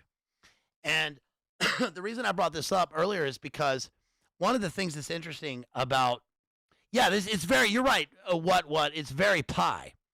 The book has elements of pie. The movie Limitless, right? I covered Limitless with DPH over there on Church of the Eternal Logos. But the thing with Blake is that the poem, The Tiger, to give a brief analysis of the tiger, and it does play into this. One of the things about the tiger is that if Blake represents a kind of Gnostic, mystical speaker showing us a synthesis from the old world to and through the British Romantic period into the Enlightenment, through the Enlightenment into the British Romantic period, and then sort of a premonition of the future in terms of his poetry. Think of the poem Jerusalem, right? The Dark Satanic Mills.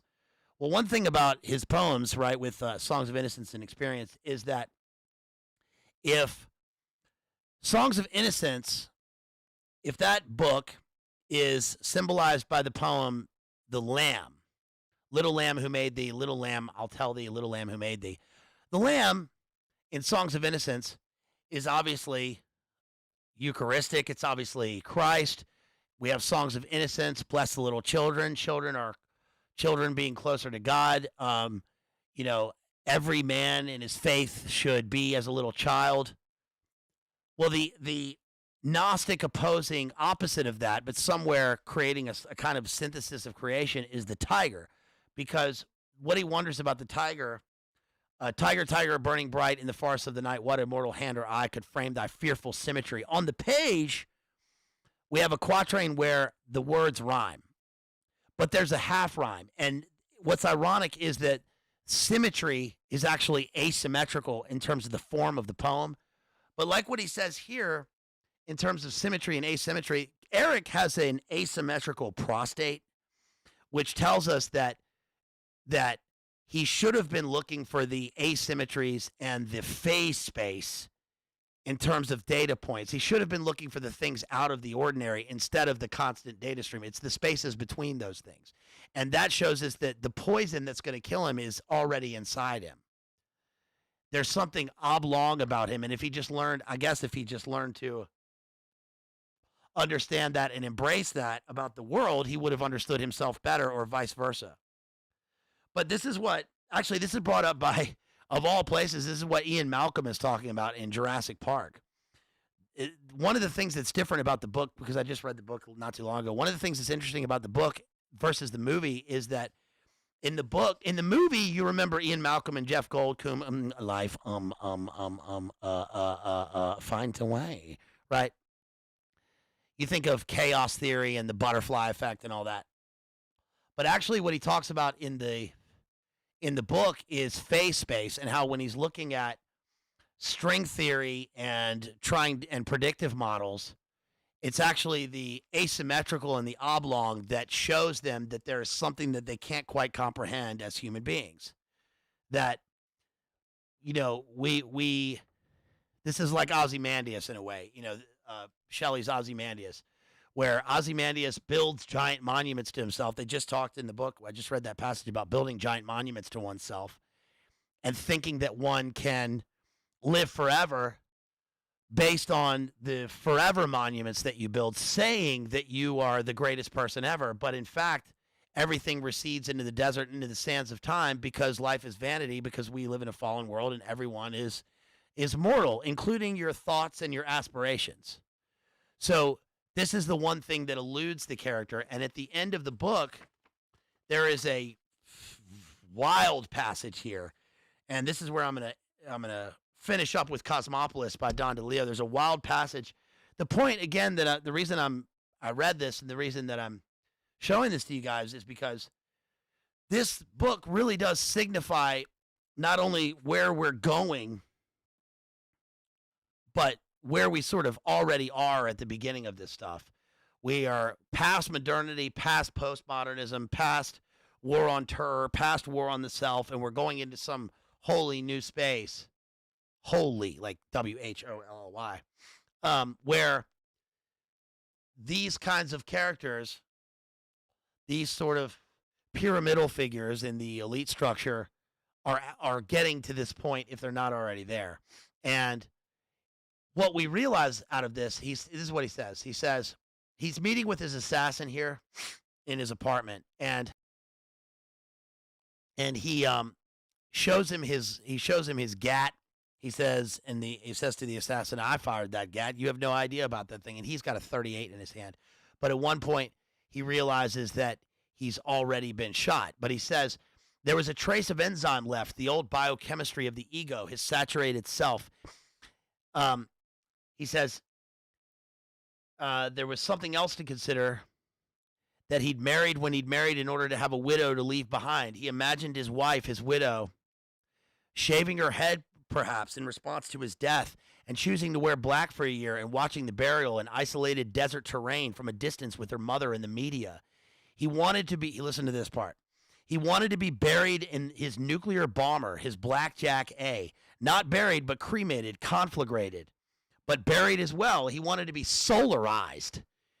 He wanted the plane flown by remote control with his embalmed body aboard, suit, tie, and turban, and the bodies of his dead dogs, his tall, silky Russian wolfhounds, reaching maximum altitude and leveling at supersonic dash speed, and then sent plunging into the sand, fireballed one and all, leaving a work of land art, scorched earth art that would interact with the desert and be held in perpetual trust under the auspices of his dealer and executor, D.V. Fancher, and longtime lover for the respectful contemplation of pre-approved groups and enlightened individuals under exempt status section 501c3.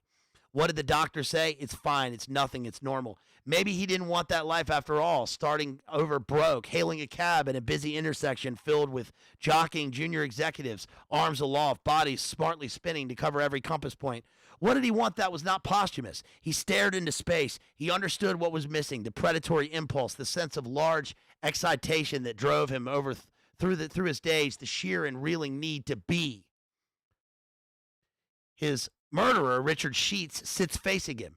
He has lost interest in the man. His hand contains the pain of his life, all of it, emotional and other, and he closes his eyes one more time. This is not the end. He is dead inside the crystal of his watch, but still alive in original space, waiting for the shot to sound. That's it. That's Cosmopolis. That's Don DeLeo's Cosmopolis.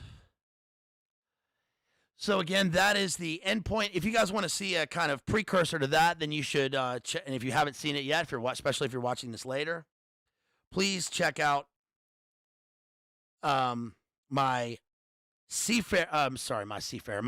white noise analysis that I did of Don DeLeo.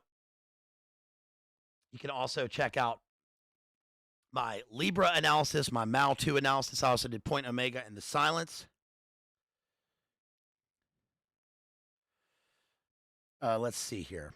Let me check out some super chats, you guys. If you want to support, you can.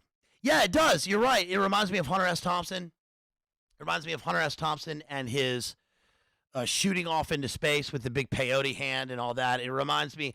That's not quite as postmodern as this. That's more earthy and some sort of earthy, shamanistic, media funeral. But it also reminds me of Howard Hughes, the death of Howard Hughes. Howard Hughes died flying a plane. Remember, Howard Hughes had moved from various places, Las Vegas. He had that hotel in Nicaragua, and there's one in the Bahamas. But Howard Hughes actually died in his plane flying over the international zone, and his body was racked with needles because He had been a long time, I guess, morphine, Demerol, opiate patient and addict from the plane crash that he was in when he scorched half of his body trying to break the land speed record. But his X-rays, if you read the Howard Hughes books, his X-rays had broken off needles all in his arm, but he was totally nude. They reported he was totally nude in his plane, and he asked to fly the plane one more time, and he dies. He dies in the plane, which is extremely relevant to the book, but also revelatory for the kind of supranational, world-dominating globalist of the hyper-capitalist era that we see also in the book Cosmopolis, and that is coming into its kind of apotheosis right now.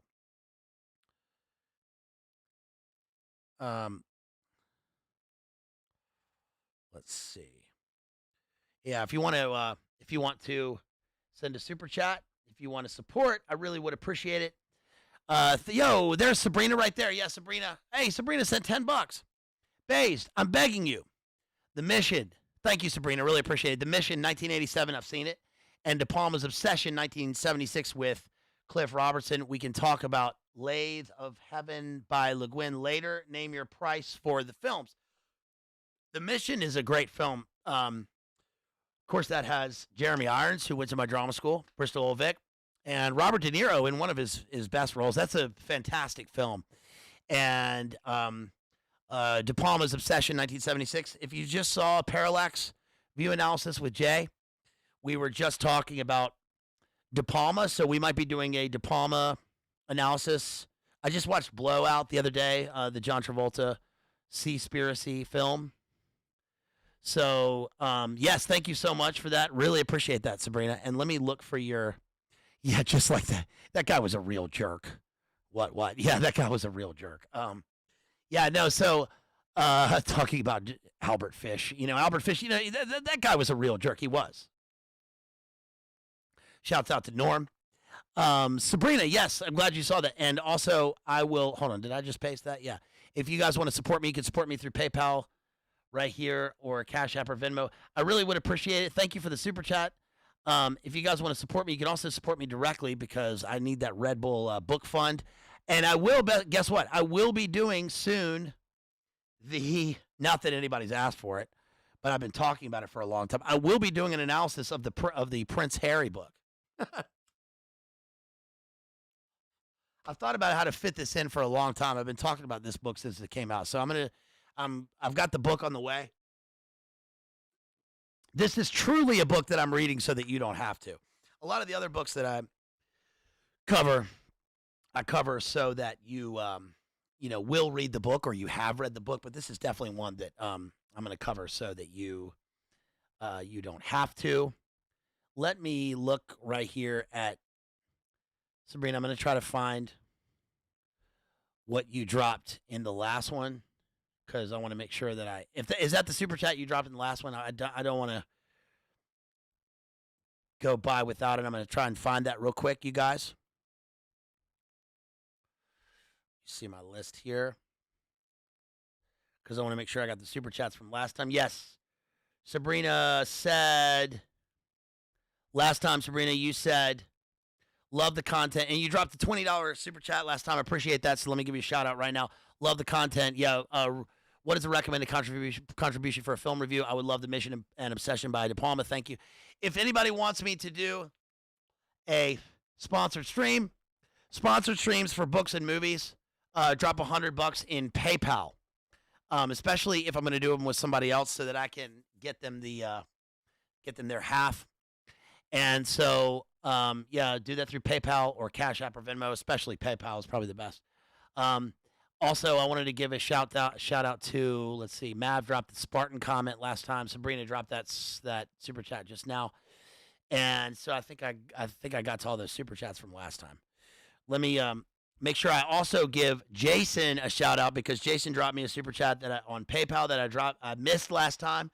It didn't come through. So thank you, Jason, for that $8 tonight. And thank you for that super chat last time on PayPal. Really appreciate you as always. You are awesome. Shouts out to Circle G, who dropped $5 for me to watch Days of Heaven or for a Red Bull. Really appreciate that, homeboy. Thank you so much. Let's get to the other ones here. Yes, thank you, Circle G. Really appreciate that. Also, shouts out to Lyndon. Hold on. Let me make sure I don't. Yeah, I'm going to say shouts out to Lyndon right there for that sponsored stream right there that he dropped a few days ago. He wants me to, he sponsored a stream, $100 right there on PayPal. I'll be doing a sponsored stream coming up on either Michael Clayton or First Blood, or both with DPH, Church of the Eternal Logos, our friend over there, DPH. Thank you so much, Lyndon. Really appreciate that. Let's see. Shouts out also to, I'm going to say Sammy R. Sammy R dropped $20 and said, love the videos. You made me look at literature in a new way. Hey, I really appreciate that, Sammy. Thank you so much. Could you make a video on Philip K. Dick? I recently read through Scanner Darkly. Wondering what you might think of it. He makes short stories mostly. I've only read Scanner Darkly, but he has other novels, and the short stories are excellent. Minority Report, etc. Thank you, Sammy R. Really appreciate that. So I'm getting back to you right now. Thank you, Sammy. And yes, and I did do an analysis of Scanner Darkly. You can go over to our friend, the real Cooter Brown at Digital Minefield. We did a Scanner Darkly. Thank you so much again for that. That's very generous of you. Thank you so much. That's awesome. Let's see. Shouts out to this one's kind of old. I think I got to this, but shouts out to John A out there who dropped $10. Thanks for the amazing content. We appreciate you. Really appreciate you. Thank you so much, man. Let's see. I'm just trying to not miss anybody here. Also, remember, this was a sponsor stream. Doing this, Cosmopolis, was a sponsor stream by Evan. Shouts out to Evan out there who sponsored this one. I think I got to this one. Ethan dropped $15 for inspiring the boys. I think I got to that one last time. Thank you so much. Real John Connor. Appreciate you, homeboy. Shouts out to Buster out there who dropped $25 last time. That was afterwards. I didn't get it till afterwards, so thank you so much. And yes, and also, so coming up, I'm doing, this is going to be a doubleheader tonight. I'm doing this one just for the members. Later on, if you want to see a not sponsor stream, a members only stream, I will be doing a members only. This one's as a thank you. I need to get back to the members for supporting me so much. So thank you. If you want to grab a membership, you can grab a membership right there. You can give memberships to other people. That really helps me out, and it helps fund the operation. So I'll be doing a relook back at the movie Oppenheimer. I covered Barbenheimer last summer when it came out, but I'm going to be looking back again at Oppenheimer in a kind of fuller analysis of the movie Oppenheimer. So I'm going to be doing that right after this. That'll be at 9:30. So you come back, click on that screen. If you have a membership, you'll already see it come up. If you grab a membership, you can see that. So at 9:30 tonight, I'll be doing Oppenheimer. If you're watching this later, you can grab a membership and see the Oppenheimer analysis. I'll also be doing a stream coming up on Lawrence of Arabia and then the J.D. Vance book. That one will probably be an open stream. I don't know if that's open or for members yet. And what else? I've got the sponsored stream from Circle G coming up on Cujo and Beast versus Man. That's Cujo, the Gray, Ghost in the Darkness. And then, guess what? I'm going to let y'all know right now. Big time coming up this Friday, a week from yesterday. Yes, Sabrina, tonight I'll be doing Oppenheimer. Yes, at 9:30. That's in 51 minutes. I'll be doing Oppenheimer on the members channel. Lawrence of Arabia will be later. But coming up this Friday, that is, let me get my calendar right here.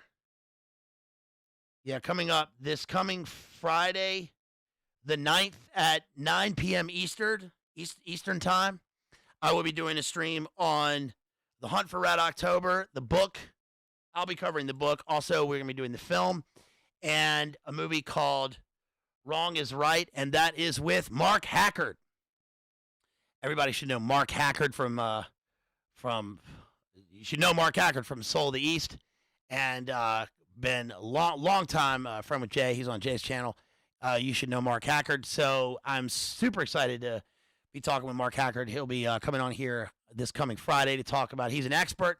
So we'll be talking about The Hunt for Red October and Sean Connery's Wrong is Right, which is an amazing movie that he brought up. I'd never even seen the movie. So, you know, sometimes I haven't seen movies. It seems like I've seen everything. Also, one more thing, you guys, check this out. This one's pretty cool. I will be doing, or not, I will be doing. Hold on, let me start over. Let me take a Red Bull, sip of Red Bull first. Shouts out to my friend Toby out there. Guess what? Not only has this film Bookworm come out, I gotta be able to see Bookworm so I can do an analysis of it. Because he also did The Greasy Strangler. He did Come to Daddy. Toby has a new movie out called Bookworm, which I'm sure is fantastic. And I can say this because he put it on his Instagram. Toby is writing a movie right now with Nick Cage. So that's pretty awesome, you guys. Big things. So our homeboy out there, Toby, shouts out to Toby out there. You know, man, we are lucky to know people who are creating, who are making stuff, right? So shouts out to my buddy Toby out there who's making a movie with Nick Cage right now. And I can't wait to see his movie Bookworm with Elijah Wood. And also tomorrow I'm going to go see the new Shamalama Ding Dong and Josh Hartnett movie. What's it called? Trap or something? They trapping. Yeah, you capping. Clang, clang, clang. You capping. Splish, splash, water, splash, splash, splish, splash. You capping. No, it's called Trap, and it's got Josh Hartnett. So I'm going to see that, and I'll probably do an analysis of that. A lot of big stuff coming up. Let me check one more thing here. Yep. Okay. Yes. Okay. Remember the word that I was bringing up earlier? Just to bookend this stream, because there was a part where the speaker says the thing about the etymology of hangnail and angnail, meaning misery, right? Something to do with misery and pain from the Old English. And I brought up the poem The Seafarer, which I'm teaching for the 18th year. Well, The Seafarer, one of the lines in the poem, instead of using the word miserable, this is how important it is in terms of translation, uses the word wretched. Wretched. Because wretched comes from rekka, outcast or exile. It means miserable, but this is the importance of language. This is the importance of the single-minded, purposeful, actionable language in verse, right? The best words in the best order, but with echoing connotations. So this is the difference between using the word miserable and using the word wretched in a poem. One, if you use the word miserable in the line, has connotations of loneliness, a loneliness, a kind of a solitude, but a kind of melancholy in oneself. Wretched and wretchedness is a purely Anglo-Saxon word, and thank you, Crispy, and means melancholy and sadness, but supersedes melancholy and indicates being sad from being outcast. So there are two different kinds of misery here, wretchedness and misery, if that makes any sense. I just wanted to come back to that. I tried to think of that the whole stream. You could tell I couldn't remember the exact word in that, but I actually covered the Seafarer and the Wanderer, breaking oaths on the crest of a wave in a world hung with icicles. Right? You should go back and read those because they are incredibly relevant for now, of course, as they always are. Poetry, especially, is a luminous artifact, right? It's a time machine. We read the words of the speaker throughout time. They go direct from the brain to the page to us. the words are more important for understanding prior history, for understanding the way that we are in an archetypal sense than anything else. More than objects, more than statues, more than pottery, more than archaeology. We need words because we think in words. We think and we dream in words. Everything we do is interpreted in words. So it's important to understand that.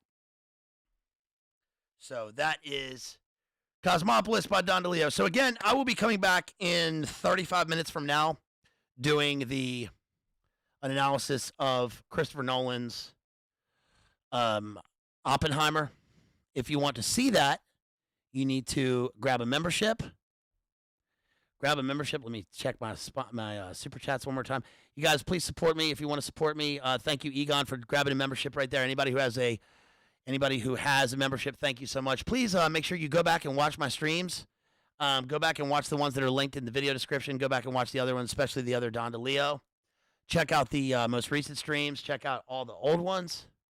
You can support me at any time. I really need that Red Bull SIG book fund. For instance, I need to get the book The Double by Scaramanga, who won the Nobel Prize in 1998. I've done Jay and Jamie did the analysis again of the Jake Gyllenhaal movies the other night. I discovered Jay in 2012 in that first Donnie Darko analysis. I think it was 2012. Yeah, that was the first one. And I did Donnie Darko with Jim Bob. Also, I did Enemy, but I want to read the novel The Double. So please help me out with that if you can or if you want to, if you feel like it. You can also support me just by smashing that like and by sharing the streams. You guys, if you want me to see me on somebody else's channel or you want to see them here, drop them a line on. I don't have Twitter. I don't have X, so you can do that on Twitter X. You can follow me on Instagram. You can do it on Instagram DMs. Send me an email at madmaximalism at 2x's with 2x's at gmail.com. And that's about it. So I'll see the members in like 30 minutes or so. Let's play us out with Sting and cut off his new album. Big things in the works, y'all. Big things in the works. Got another thing that I want to tell you about, but I'm not going to tell you about for a while, but it's pretty big. It's pretty cool. Coming up in a while. So I'm going to wait till the time is right for that when I'm allowed to do that. So, yo, that's a rad shirt. Thank you, Evan T. Hey, shouts out everybody. Shouts out to Evan T right there because he's the reason for doing this stream. Shouts out to Evan. Thank you so much for sponsoring the stream way back. Really appreciate you. Hey, we got ZAR 99.99. What's that? South African Rand? Is that South Africa? ZAR? Yo, shouts out to Fionor right there. Appreciate you. Long time supporter right there. I see you. Unrelated, but I turned 30 today. Any advice for a man my age in these times? Hey, appreciate the super chat. I really do. I really appreciate that. Hold on, let me turn myself down here. I'm too loud. Any advice? Hey, that's a good question. I mean, look, I don't give advice. I'm just some dude. I don't give advice. I generally don't take it. I'm a man. I know what's going on unless I seek it out from someone, which is what you're doing right now. I appreciate that. No, but I really do appreciate that. I think it's important to get advice from people that you trust. So I don't really have any advice for you. I'm just some dude. But I will say this. This is not advice. This is not advice. But I will say this. If you're turning 30, just from experience, because I was 30 a long time ago.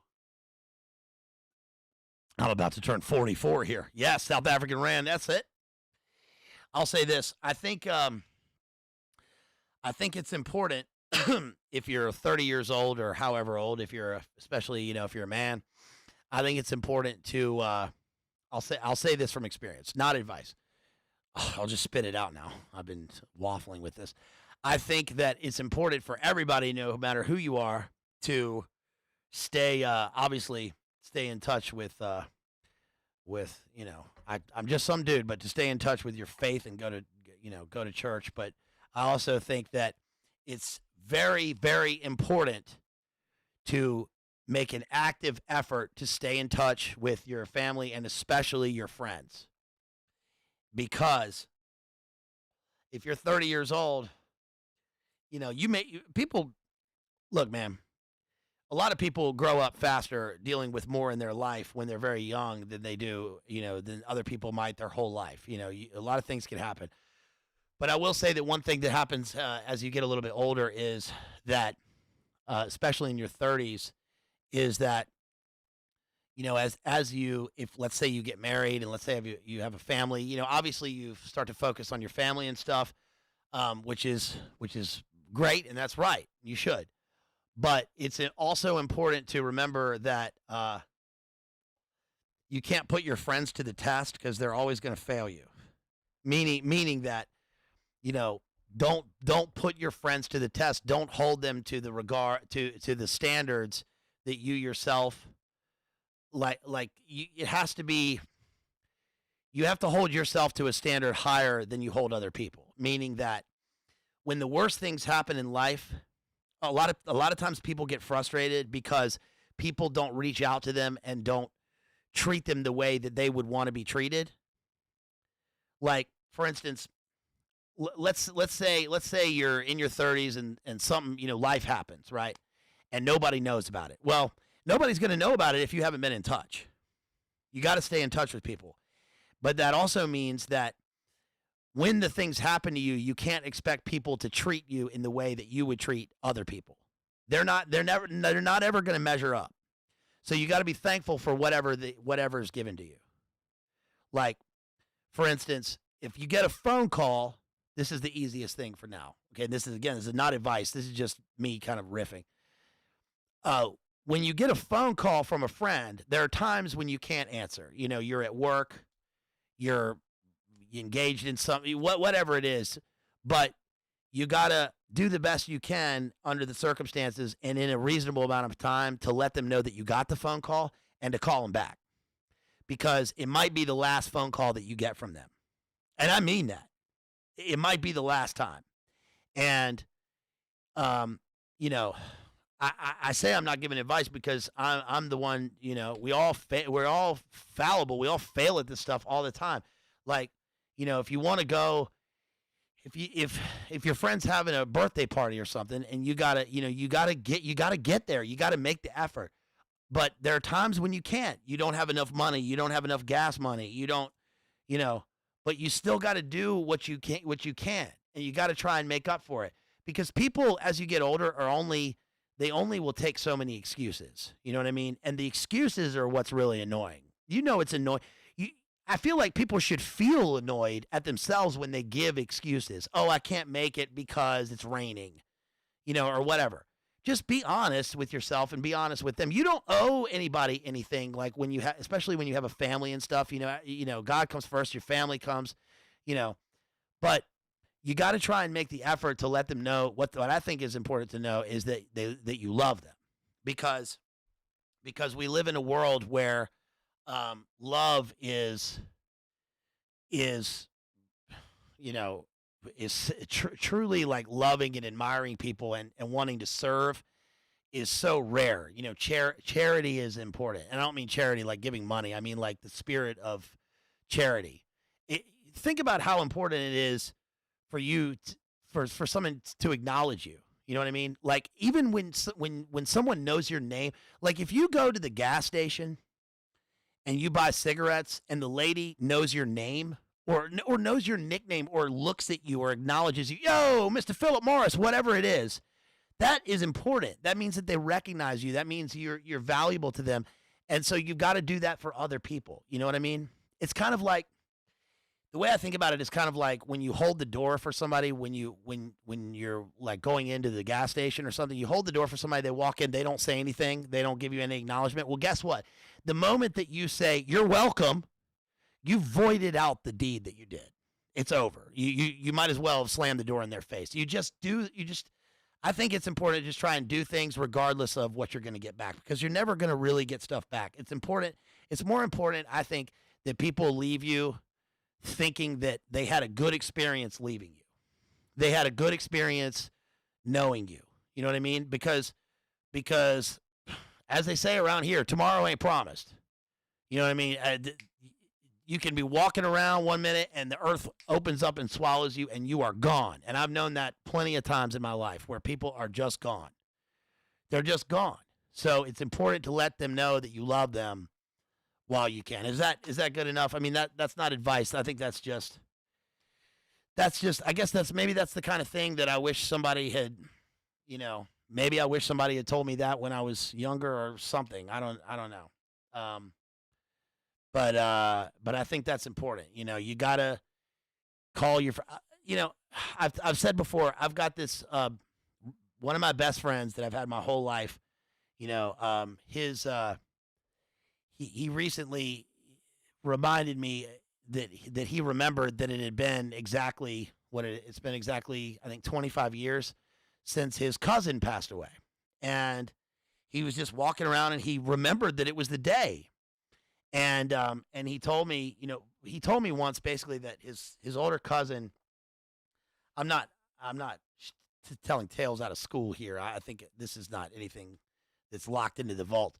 This is good for all of us. That his cousin, even though he was only a few years older, he seemed way older and wiser, and that he had an address book. And my friend asked him one time, what are these numbers and who are these people, and that his cousin told him, look, every weekend I sit down and I call, a few numbers in this book and I call them because you never know it's important to talk to people. And I learned something from that. I think we all know that innately, but a lot of times we get hung up on life or we make excuses for ourselves, but you got to reach out, whether it's a text or a call. And it is not for a reason, not just, people love it when you remember their birthdays, but you gotta reach out and tell people like either what's up or, hey, you thought of them or you remember this story or you love them or whatever it is. That is fucking so important. That is important. Think how it feels to you when someone does that to you. Man, one of my friends from back in the day sent me a text the other day from a Green Day concert, and he took his daughter to a Green Day concert. We were in a band together in 9th grade, and we played punk songs, and stuff like that. And he sent me a message the other day, and it had pictures of the Green Day concert, and he said, "Wish you were here." Man, do you know how much that meant to me? Do you know how much that meant to me? I mean, that was just small. But the fact that he reached out and he said that meant that he was thinking of me, and I'm thinking of him. You know what I mean? That's important. That shit is fucking important, dude. Friendship crosses the bounds of time.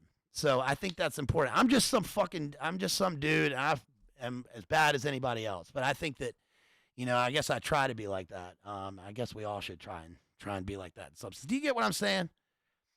So anyway, man, that was a good question, and I appreciate that. So I hope I didn't go overboard there. I'm not really the dude to be saying all that, but thank you so much, Fionor. Really appreciate you that. All the way from South Africa. Really appreciate that. Hey, everybody, I'll be back in like 20 minutes doing Oppenheimer. So let's play us out real quick. Let's play us out here with Crystal Magic by Rooks G. All right, this is a cut off his new album, Rooks G. Peace, Crystal Magic.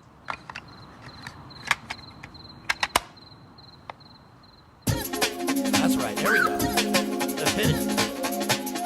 All right, that was Cosmopolis. Please like the stream. Share it out. I love y'all. That's all I got tonight. For right now. I'll be back in just a few minutes for the members.